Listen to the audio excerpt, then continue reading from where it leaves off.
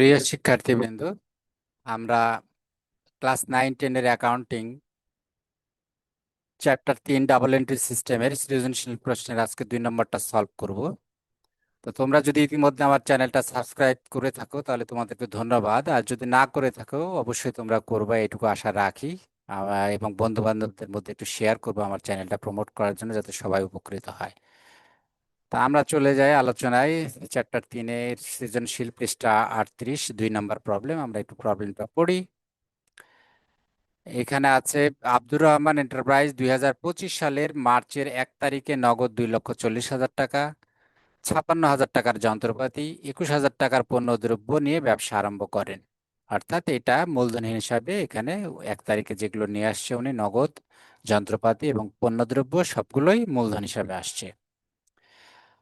উক্ত মাসে অন্যান্য লেনদেনের মধ্যে আছে মার্চের 3 তারিখে কাশিম ট্রেডার্সের নিকট থেকে পণ্য ক্রয় 34,000 টাকা, মার্চের 6 তারিখ জাহিদ স্টোরের নিকট বিস্কুট বিক্রয় 15,000 টাকা, মার্চের 7 দোকান ভাড়া 16,500 টাকা, মার্চের 10 নগদে পণ্য বিক্রয় 75,000 টাকা, মার্চের 17 নগদে পণ্য ক্রয় 35,000 টাকা, মার্চের 19 পুরাতন যন্ত্রপাতি বিক্রয় 15,000 টাকা, মার্চের 21 জনতা ট্রেডার্সের নিকট থেকে ময়দা ক্রয় 17,500 টাকা, মার্চের 28 মালিক নিজ প্রয়োজনে ব্যবসা থেকে উত্তোলন করেন 4,500 টাকা। এখন বলছে আমাদেরকে রিকোয়ারমেন্ট গুলো দেখি। উপযুক্ত তথ্যতে মার্চ মাসের বিক্রয় পরিমাণ নির্ণয় করো। সমীকরণের উপরে 1, 3, 7 ও 10 তারিখের লেনদেনের প্রভাব দেখাও। মার্চের 6, 17, 19, 28 তারিখের লেনদেনগুলো ডেবিট ক্রেডিট নির্ণয় করো। তাহলে আমরা আগে ক নম্বরটা দেখি। ক নম্বর চাচ্ছে যে মার্চ মাসে বিক্রয়ের পরিমাণ। তাহলে আমরা একটু আবার দেখে আসি যে বিক্রয় কোথায় আছে। তো 1 তারিখেরটা তো এটা মূলধন, এখানে বিক্রয় নাই। 3 তারিখেরটা আছে ক্রয়। মার্চের 6 তারিখে যে বিস্কুট বিক্রয়, বিস্কুট বিক্রয় আর বিক্রয় একই কথা, এটা পণ্য। তাহলে এই 15,000 টাকায় একটা বিক্রয় পাইলাম। 7 তারিখে ভাড়া, এটা না। নগদে পণ্য বিক্রয় এই একটা 75,000। তাহলে এই 15 আর এই 75 দুইটা পেলাম বিক্রয়। নগদে পণ্য ক্রয়, এটা ক্রয়। 19 তারিখে আছে যন্ত্রপাতি বিক্রয়, এটা কিন্তু বিক্রয় না।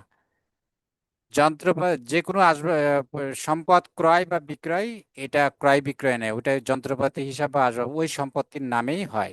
তাহলে এইখানে যন্ত্রপাতি বিক্রয় শুধু যন্ত্রপাতি হিসাব হবে, এটা বিক্রয় হবে না।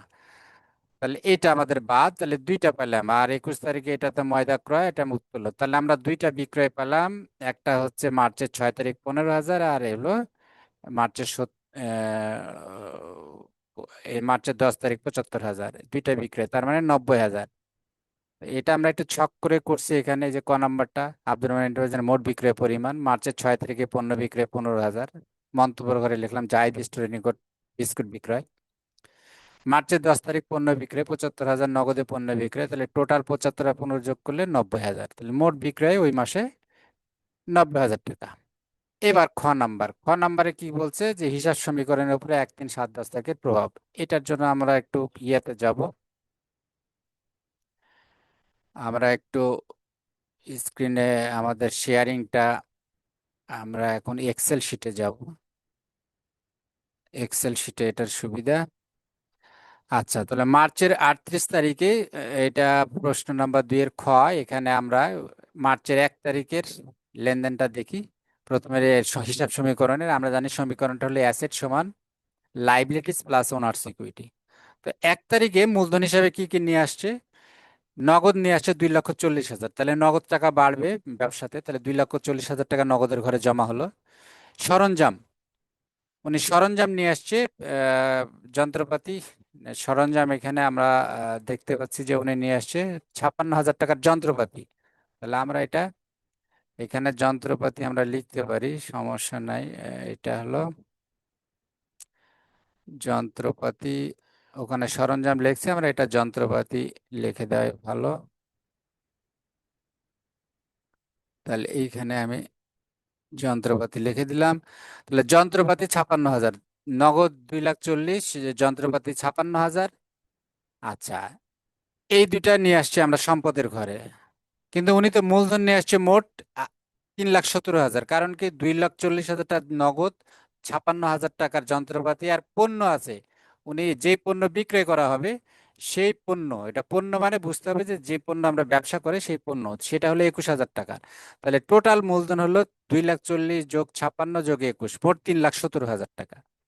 এইখানে 3,70,000 আমরা মালিকানা বৃদ্ধি দেখালাম, আবার 21,000 টাকা মালিকানা, এটা একটু ট্রিকি। এখানে 21,000 টাকা আবার মাইনাস দেখালাম, কারণ এটা দেখাচ্ছে যে পণ্যটা ক্রয় ক্রয় করলে মালিকের টাকা কমে যায়। তাহলে প্রথমে মালিক টাকা যেহেতু দিল পণ্য, ওই জন্য ওইটা একবার যোগ করা হলো মালিকের টোটাল মূলধনের মধ্যে।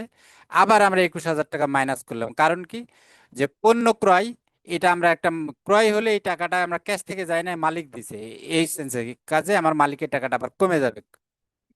ক্রয়, যে কোনো ক্রয় মালিকানা সত্ত্ব থেকে বিয়োগ হয়, আর যে কোনো আয় মালিকানা সত্ত্বের সাথে যোগ হয়। এই জন্য 21,000 টাকা কি হলো এখানে বিয়োগ হলো। তাহলে এই 3,70,000-এর মধ্যে 21,000 একবার আছে, আর এই 21,000 টাকা ওইটা আবার এখানে মাইনাস করে দিলাম আমরা।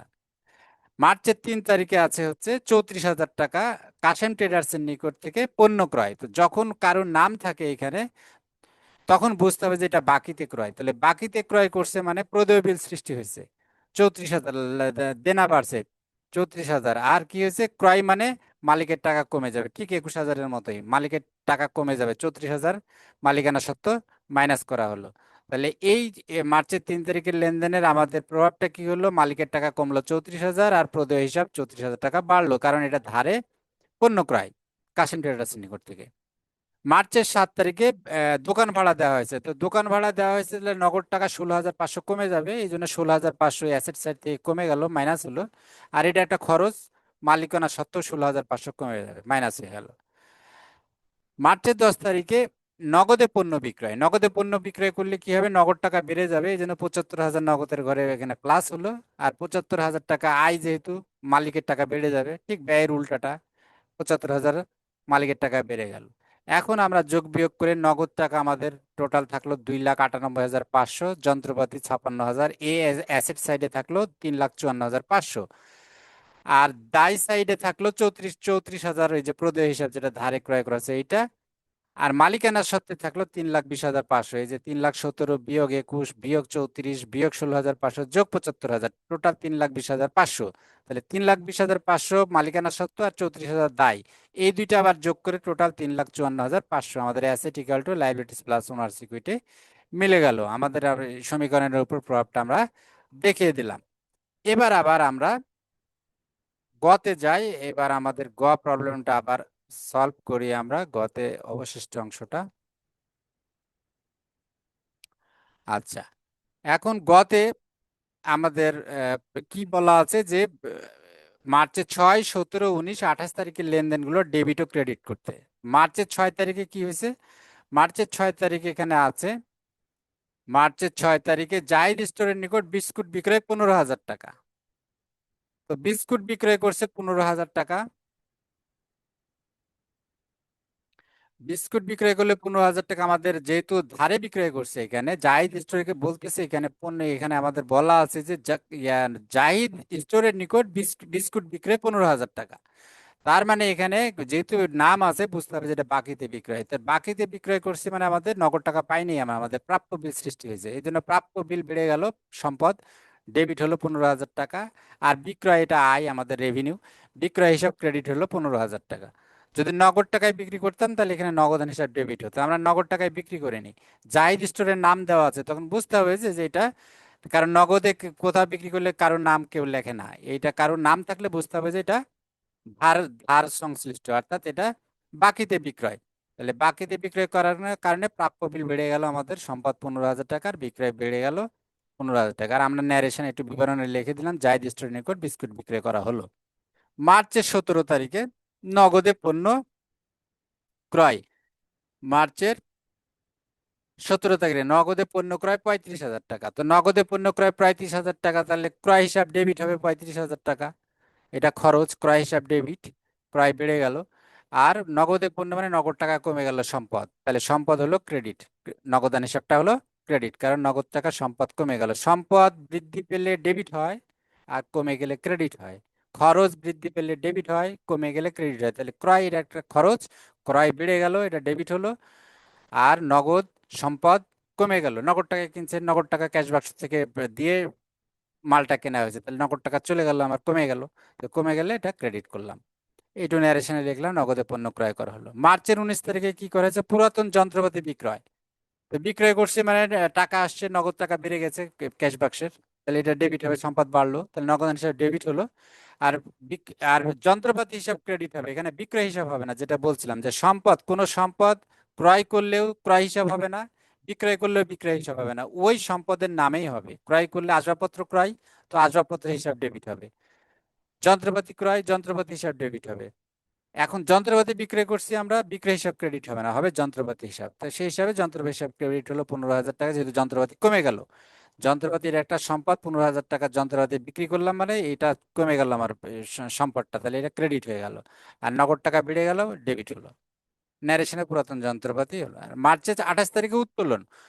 মালিক টাকা তুললে সেটাকে আমরা উত্তোলন হিসাব বলি। উত্তোলন হিসাব তখন ডেবিট হলো 4,500, আর নগদ টাকা চলে গেল, ব্যবসা থেকে টাকা নিয়েছে মালিক, তার মানে নগদ টাকা ব্যবসার কমে গেল, সম্পদ কমে গেল, তাহলে নগদান হিসাব হলো ক্রেডিট, আর উত্তোলন হিসাব হলো ডেবিট। নিজে নির্দেশনে লিখলাম মালিক দ্বারা নিজ প্রয়োজনে টাকা উত্তোলন, তাহলে মালিক টাকা তুলছে মানে এটা উত্তোলন, নগদ টাকা কমে গেছে। তো এই ছিল আমাদের সৃজনশীলের 2 নম্বর। আশা করি তোমরা ভালো মতো বুঝতে পেরেছো। আবারও বলি, যদি আমার চ্যানেলটা সাবস্ক্রাইব করে না থাকো অবশ্যই করবা, বন্ধু বান্ধবদের মধ্যে শেয়ার করবা। এইটুকু অনুরোধ তোমাদের প্রতি রইল, এবং নতুন নতুন ভিডিও যাতে তোমরা পাও, সাবস্ক্রাইব করলে তোমাদেরও benefit. Thank you very much. আবার এরপরে আমরা 3 নাম্বারটা নিয়ে আলোচনা করব। Thank you.